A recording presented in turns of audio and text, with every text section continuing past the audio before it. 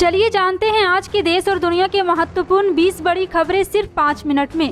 पर अभी तक आपने इस वीडियो को लाइक नहीं किए हैं तो लाइक कर लीजिए, चैनल पे नए हैं तो चैनल को सब्सक्राइब कर लीजिए। तो चलिए वीडियो को स्टार्ट करते हैं। आप किस राज्य शहर से न्यूज को देख रहे हैं कमेंट में जरूर लिखिए।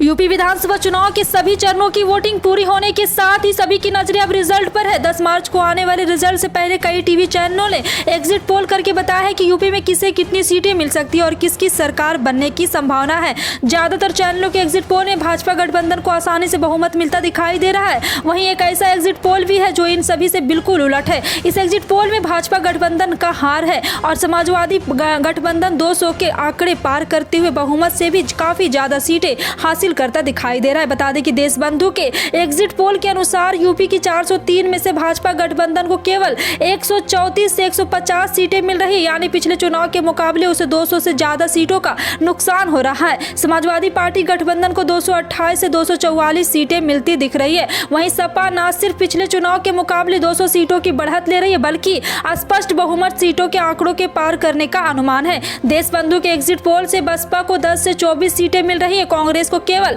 1 से 9 सीटें और अन्य को 6 सीटें मिल सकती है। यूपी के 4 हिस्सों में बांटकर भी एग्जिट पोल दिखाया गया है। इसमें बुंदेलखंड में सपा भाजपा से पीछे दिख रही है। यहां भाजपा 8 से 12 और सपा 6 से 10 सीटें हासिल कर सकती है। बसपा की 2 सीटें मिल सकती है, कांग्रेस या अन्य को कोई सीट नहीं मिल रहा है। रूस यूक्रेन युद्ध का आज 13वां दिन है। रूस ने मानवीय गलियारा बनाकर नागरिकों की निकासी के लिए यूक्रेन के 4 शहरों में युद्ध विराम की घोषणा की है। वहीं शांति के लिए दोनों देश के बीच बेलारूस में हुई तीसरे दौरे की समझौता वार्ता में भी सुलह की गुंजाइश नहीं बनी है। इन दोनों देशों का संग्राम में अमेरिका और नाटो देश आग में घी डालने का काम कर रहा है तो पश्चिमी देश जंग की आग में हाथ सेक रहे हैं। चीन मध्यस्थता के एशिया का मध्यधीश और यहाँ पर आपको बता दें कि तो पाकिस्तान अपनी नई जमीन तलाश रहा है। मीडिया रिपोर्ट के अनुसार अमेरिका और नाटो देशों का ताजा रवैया युद्धग्रस्त रूस और यूक्रेन को उकसाने वाला है। रूस यूक्रेन युद्ध गहराता जा रहा है। इसी कड़ी में रूस के खिलाफ यूक्रेन के कड़े प्रतिबंध लगाने की मांग के बीच कच्चे तेल की कीमत में जोरदार इजाफे की प्रबल संभावना बन रही है। बीते सोमवार को $10 प्रति बैरल की जोरदार तेजी देखी गई। इधर रूस ने भी चेतावनी दी है कि बॉन्ड जारी रहेगा तो क्रूड ऑयल की कीमतें $300 प्रति बैरल तक चली जा सकती है। यूक्रेन के साथ युद्ध के बीच कच्चे तेल की कीमतों में आई उछाल को देखते हुए रूस ने चेतावनी दी है कि क्रूड ऑयल के भाव ₹300 प्रति बैरल तक पहुंच सकता है। विधानसभा के बजट सत्र में सोमवार को मुख्यमंत्री प्रश्नकाल के दौरान विधायकों ने मुख्यमंत्री हेमंत सोरेन से नीतिगत सवाल किए। इसमें विस्थापन आयोग का गठन करने, हिंदी को जेएसएससी की परीक्षा में शामिल करने व अनुबंध कर्मियों की सेवा शर्तों जैसे संबंधित सवाल थे और मुख्यमंत्री ने विधायकों की नीतिगत सवालों पर सरकार की नीति स्पष्ट की। विधायक उमाशंकर अकेला व अंबा प्रसाद के सवाल को नीतिगत नहीं माना गया। मुख्यमंत्री हेमंत सोरेन ने कहा कि राज्य में विस्थापन गंभीर समस्या है। झारखंड वर्षों से विस्थापन की समस्या झेल रहा है। यूपी पंजाब समेत देश के 5 राज्यों में विधानसभा चुनाव खत्म हो गए। 10 मार्च को चुनाव नतीजे आने से पहले तमाम न्यूज चैनल ने अपने अपने सर्वे के आधार पर भविष्यवाणी की है। उत्तर प्रदेश, उत्तराखंड, पंजाब, मणिपुर और गोवा किस पार्टी को कितनी सीटें मिल सकती है। उत्तर प्रदेश में सभी का अनुमान ही योगी सरकार की वापसी हो रही। वहीं पंजाब की बात करें तो यहाँ पर भी एग्जिट पोल के मुताबिक उत्तर प्रदेश की 403 सदस्य वाली विधानसभा बीजेपी गठबंधन की सरकार बन रही है। लेकिन आपको बता दें कि एक और ऐसा सर्वे आया है जहाँ पर से बीजेपी की करारी हार दिख रही है। लेकिन आपकी पंजाब की बात करें तो पंजाब में इसी का उलट दिखाई दे रहा है, क्योंकि आपको बता दें कि पंजाब में एक बार फिर से कांग्रेस की वापसी हो रही है। पंजाब एग्जिट पोल ने भविष्यवाणी की है कि आम जनता पार्टी 76 से 90, लेकिन ऐसा कुछ नहीं हो रहा है क्योंकि कांग्रेस यहां पर जीत का आंकड़ा दिखा रहा है।